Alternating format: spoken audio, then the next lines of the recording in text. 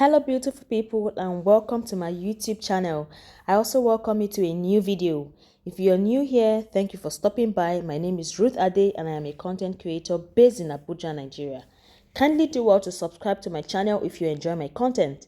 And to my returning subscribers, you are welcome. Thank you so much for your love and your support.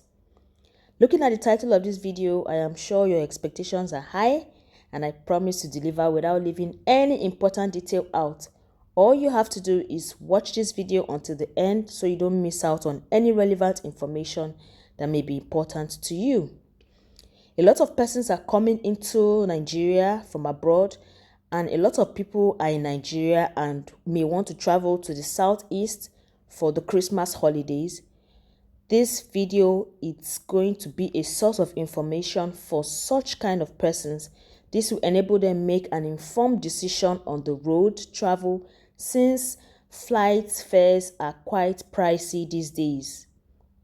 If you have any questions regarding this video or road travel, kindly leave them down below and I'll be sure to respond to them. In recent times, quite a number of persons prefer air travel to the road for obvious reasons. However, I want you to be assured that God Almighty is the one who ultimately protects us in any form of travel. And when you trust Him to protect you, He will. I want to also assume that some people have phobia for flying. This allows road trip to be a very great option for such people in that category. Abuja to Portharcourt is 12 hours 5 minutes by road, and it's about 662.6 kilometers. You can already imagine the distance. It is very far. In today's video, I'll take you on a trip to Portharcourt, Rivers State from Abuja by road, where I'll be sharing my personal experience. I'll be mentioning PH for short. So, let's begin our journey. I departed Abuja for Rivers State on the 28th of October 2022. A day prior to that, I had purchased a travel ticket which was booked online at the website of the travel company for the sum of 22,500. I left my home at about 5:30 a.m. as I was scheduled to be in the first bus and my departure time was 6:30 a.m. The company policy advises prospective passengers to be at the bus terminal at least 30 minutes before departure. This was my first time using this service. I got my ticket from the counter and I dashed off to find my bus. On getting to the bus, I met the field officer who allocated my seat to me. I was impressed with the standard of the bus. It was a 13-seater bus and I was seated at seat number 2. And they called this particular bus Jet Movers. There were no delays as they kept the time, and about 6:30 we actually departed. We actually took off. As the bus was driving out, one man, who we later realized was a pastor, entered into the bus. There was no seat for him, so he just stood somewhere and preached and prayed with us. And afterwards, after about 5 minutes, he alighted the bus. A little over 10 minutes, the driver stopped at a fuel station to top up fuel. At this time, we were facing the Maraba axis, heading towards Nassarawa State. From my knowledge of travel to the South-South region, I am conversant with the Kogi route. But on this trip, the driver took the alternate route, which is through Nassarawa, because of flood at Lokoja in Kogi State. As at 8:25, we had gotten into Nassarawa State. You all know that Nassarawa State is known as the home of solid minerals. At this point, I was so comfortable in the bus that I was beginning to feel sleepy. The AC was chilling and I was beginning to get cold. So I took my hooded sweater and put it over my head and I took a quick nap. I realized that the landmass around Nasarawa was quite large. And then I saw this bridge that looks like the River Niger or the River Benue. I don't know what it is. It's a very long bridge along that Nasarawa axis.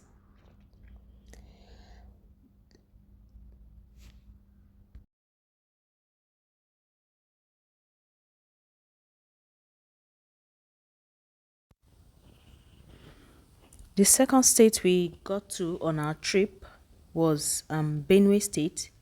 Benue State is known as the food basket of the nation. And I thought the first state we passed was large. That's Nasarawa State. Benue State was even larger. We passed through a lot of communities, towns, and all of that stuff. We didn't exit Benue State until about 1307. At this point, my butt was hurting from sitting down for long, until the driver announced that we were taking a stopover for lunch. I was excited because I was a little bit hungry and I needed to also stretch my body for a while. So we had lunch at this place, though the lunch wasn't so good, but it was manageable. The when you travel through Kogi, there are better restaurants there. So yeah, that's what it is.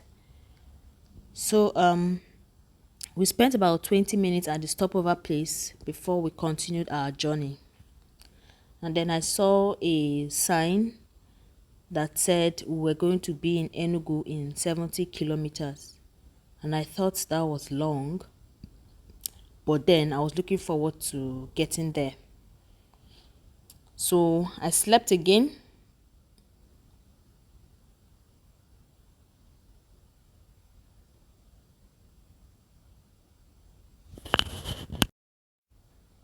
Sleeping is sweet when on a road trip. I just cannot explain. Please don't ask me.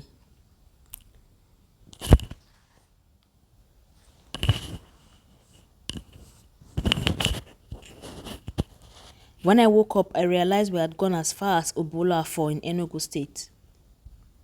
One other thing I noticed on this trip was the fact that I lost count of the number of security personnel and checkpoints on the road. There were so many checkpoints along this road, along all the routes we took, all the road we took. Checkpoints were enormous.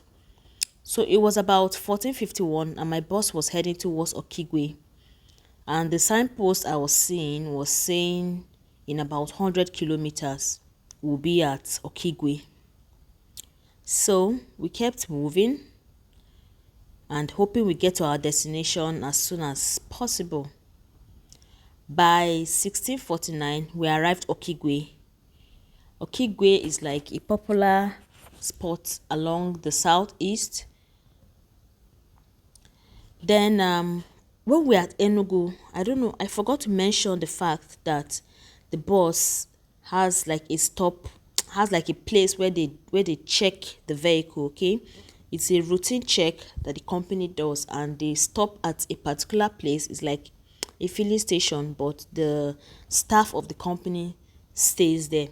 So the bus stops there and then they bring out the manifest, they check the passengers, they check the bus, just to be sure that there are no challenges and to be sure that everything is fine. He asks you some questions. The staff asks the passengers some questions, how the trip is going and all of that, any challenges and all of that stuff. So that was just what we did at Enugu before we proceeded to Obolafo. So I also noticed that when we got to the eastern states, the checkpoints is not the regular checkpoints that you just drive past. You have to stop. All the passengers will alight the bus and walk past the checkpoint on foot. Then you now meet up your driver in front. So for about 3 checkpoints around the southeast, that was how we were able to cross through the military checkpoint. I didn't really understand the significance or the relevance, But you know what they say, obey the last command. So we just noticed that that was what everybody was doing, and so we had to follow suit. You can't start asking questions at that point. So we kept going, and the journey was also quite interesting, although it was already getting too long. As I told you earlier, the distance we have to cover was actually very long, so it was expected, right? At around 1649, we entered into Abia State. And when you're in Abia State, you know that that is the final state you're going to get to before you arrive River State. Abia State is like the last state you see before River State. So I was quite elated that we had come to the, the last state before our final destination. So from there, we started heading towards Aba. Aba is like the hub of all commercial activities in Nigeria. People who know Aba will tell you very much about Aba and the businesses that are available around that axis.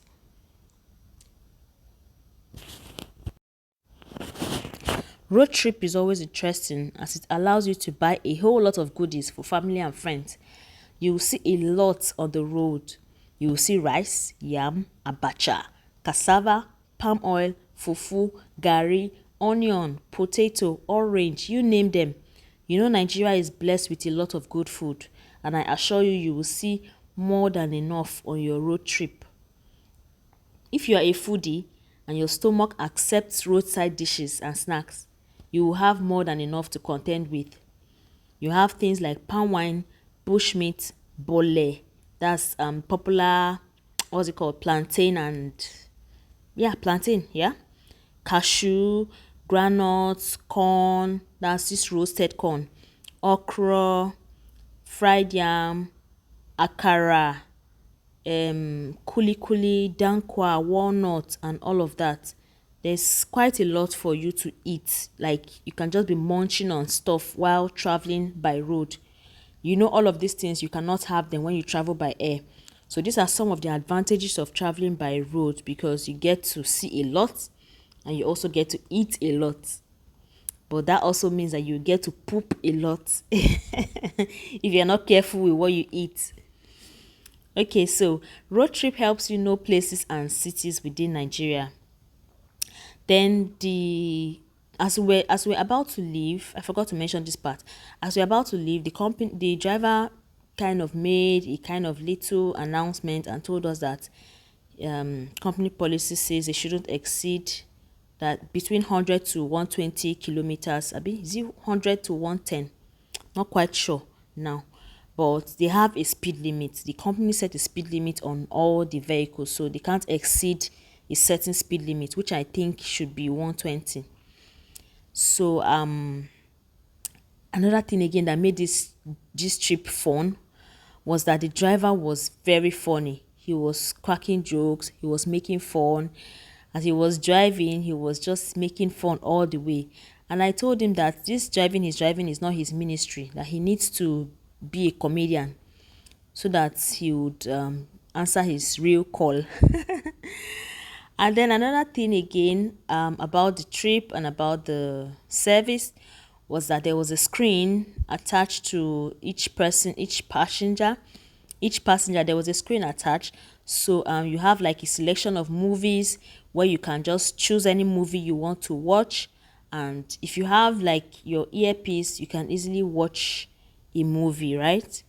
So I saw some movies. I saw some Nigerian movies. Yeah, I love to support Nollywood, so I saw some Nigerian movies while I was on board. But I didn't have an earpiece, so I couldn't really I was just watching it, I wasn't getting any volume out of it. Yeah, so they also have a charging port just close to each passenger where you can charge your phone with your USB. Yeah, so that's also a thing. And then baggage allowance. The company allows for a sizable traveling bag, and if your traveling bag, if you have multiple traveling bags, or if your traveling bag is so big, then you might have to pay for an extra seat, or you carry the luggage through the logistics company. Yeah. So I believe a lot of people will be traveling to the village for Christmas this December, and flight fares are not even smiling this period. So, like, you may just want to consider traveling by road. If you're going to the southeast, south, God is the one who protects everyone on the road. And I believe that if God doesn't permit a thing to happen, it wouldn't happen. And by the grace of God, God will always be there to protect us. So that is just how I try to give you a little idea of what my road trip was like. I'm sure you're having fun by now on this trip, because I am making you enjoy my trip, right? This is another checkpoint that you can see. So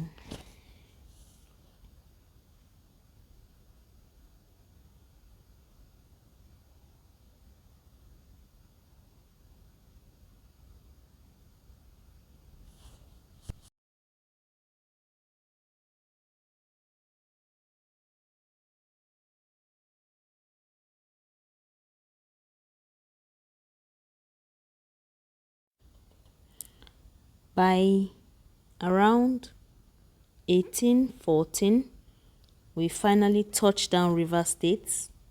Yeah, we touched down River State. So we entered River State by 40 minutes past 6. That's 1814. And we accessed River State through a Chie local government. Some people say they always have bad boys around here, but I'm not quite sure about that because I didn't experience anything like that. So at this point, everybody in the bus was grateful to God. We were so happy, we were elated that we had finally arrived. At least we had arrived our destination. Our journey was very itch free. It was so smooth. It was like quite interesting actually. You can see my colleagues in the bus. They were all full of smiles, happy, as at this time everywhere was dark because we had spent like the entire day on the road. So we're just happy and grateful to God that we had finally arrived River State, because that journey was very far. All of us were complaining, like we're tired of sitting down. Sitting down for long is not easy. Like, it's not easy at all. People who are like old may not really be able to sit this long in a bus. So from this point to where I finally dropped, it took like some minutes. So like by the time I got to my house, it was around like 8 p.m. ish. And as at that time, I was really tired. I was hungry.